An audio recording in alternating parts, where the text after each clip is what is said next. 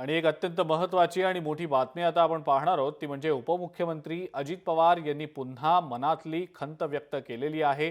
मलाही मुख्यमंत्री व्हावंसं वाटतं, पण योग कुठे जुळतोय असं वक्तव्य अजित पवारांनी केल्याचं समजतंय।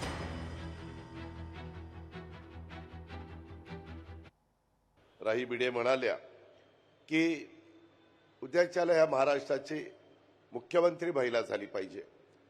आपल्याला सगळ्यांनाच तसं वाटत असतं, परंतु शेवटी तो योग पण जुळून यावा लागतो। कारण मलाही वाटतं अनेक वर्ष मुख्यमंत्री व्हावं, पण कुठं जमतंय। त्याच्यामुळं कधी ना कधी तो योग येईल।